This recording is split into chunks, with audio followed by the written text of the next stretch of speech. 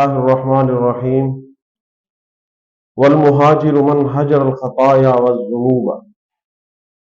حضرت حذیفہ بن رضی اللہ تعالیٰ عنہ مرفوع روایت فرماتے ہیں کہ نبی کریم صلی اللہ علیہ وسلم کا ارشاد مبارک ہے کہ اصل ہجرت انسان کی یہ ہے کہ وہ اپنے تمام گناہوں کو، اپنی غلطیوں کو چھوڑ دے، وہ اصل میں ہجرت ہے۔ والمہاجر من حجر الخطایا، مہاجر وہ ہے جو چھوڑ دے اپنے گناہوں کو اور غلطیوں کو۔ یہ اصل میں ہجرت ہے کہ انسان اپنے گناہوں کو ختم کر دے۔ کوئی گناہ کرتا ہے، کوئی غلطی کرتا ہے، کوئی انسان ایسا گناہ کرتا ہے جو اس کی زندگی کا حصہ بن چکا ہے، اس نے اس گناہ کو چھوڑ دیا، یوں سمجھو اس نے ایک ہجرت کر دی ہے، یعنی ایک گناہ کو چھوڑ کے نیکی کی طرف آ گیا ہے، تو وہ انسان یوں سمجھو اس نے ہجرت کر لی۔ ایک ہجرت ہوتی ہے ایک شہر سے، ایک ملک سے دوسرے شہر یا دوسرے ملک میں چلے جانا۔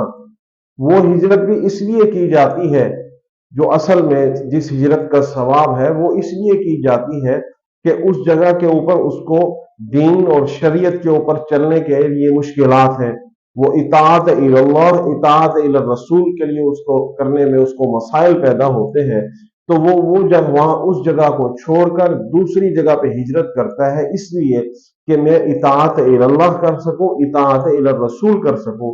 تو وہ اس چیز کی ہجرت بھی اصل اسی چیز کا نام ہے کہ گناہوں کو ختم کرنا ہے، گناہوں کو چھوڑنا ہے، اطاعت اللہ کرنی ہے، اطاعت الرسول کرنی ہے، تو یہ انسان مہاجر ہے۔ تو جو اصل ہجرت ایک جگہ سے دوسری جگہ پہ شفٹ ہونا ہوتا ہے، وہ بھی اسی چیز کے لیے کہ میں شریعت کی پابندی نہیں کر سکتا، میں اطاعت اللہ نہیں کر سکتا، میں اطاعت الرسول نہیں کر سکتا، وہ ہجرت ہے۔ لیکن فرمایا اصل ہجرت یہ ہے کہ انسان اپنی غلطیوں کو چھوڑ دے، اپنے گناہوں کو چھوڑ دے۔ تو اس کے اندر یہی ارشاد فرمایا گیا والمہاجر من حجر الخطایا والذنوب، کہ مہاجر وہ ہے جو چھوڑ دے اپنے گناہوں کو، اپنی غلطیوں کو، وہ بھی ہجرت ہے۔ لیکن اصل ہجرت یہ ہے کہ انسان اپنے گناہوں کو چھوڑ دے، اپنی غلطیوں کو سے ترک کر کے نیکی کی طرف آ جائے۔